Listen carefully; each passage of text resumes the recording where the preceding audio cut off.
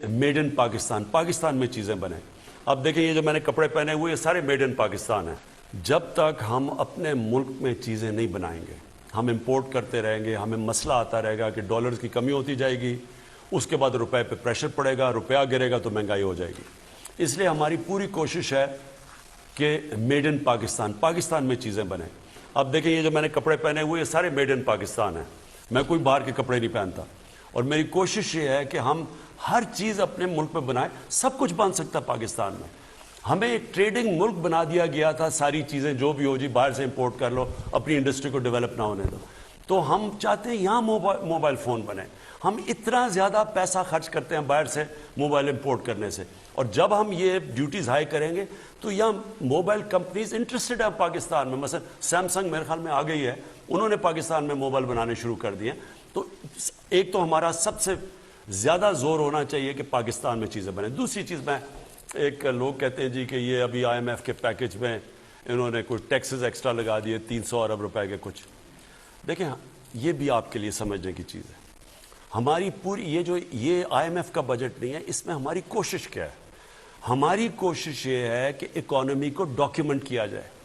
पहले हम जब एग्जेम्पशंस देते थे और जब हम एग्जेम्पशन देते हैं कि जी इंडस्ट्री ज़्यादा तेज़ आगे बढ़े तो उसको हम एग्जेम्पशन देते हैं टैक्स से, हमें पता चला कि उसकी वजह से बहुत ज़्यादा लोग टैक्स चोरी कर लेते हैं। और मैं अपनी कौम को ये दूसरी चीज़ कहना चाहता हूँ। एक तो मैंने कानून की बालादस्ती की बात की।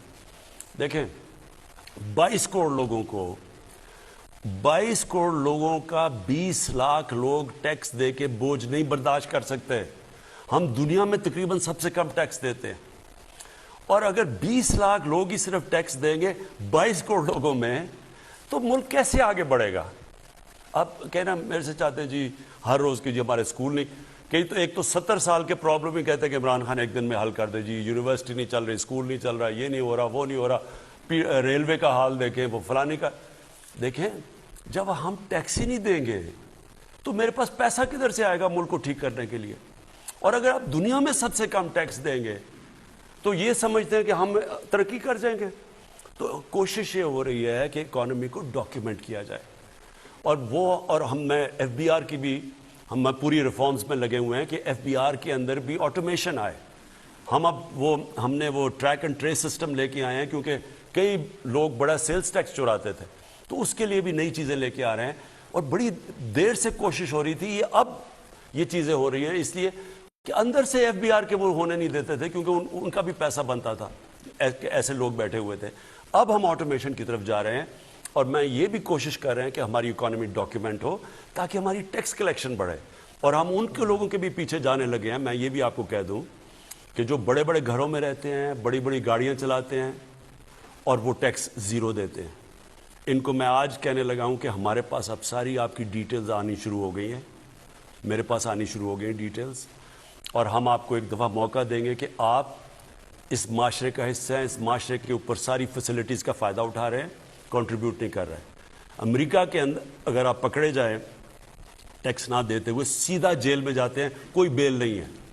हमने अभी तक क्यों बदकिस्मती से हमने टैक्स के ऊपर इस तरह की कार्रवाई नहीं की, जिसकी वजह से आज ये हाल है कि हिंदुस्तान तकरीबन हमारे से दुगना टैक्स इकट्ठा करता है, यानी उनकी टैक्स GDP रेशो हमारे से दुगनी है। तो हमने अगर आगे बढ़ना है तो हर शहरी को टैक्स देना पड़ेगा, ताकि हम उनके टैक्स से अपने लोगों को गुर्बत से निकालें।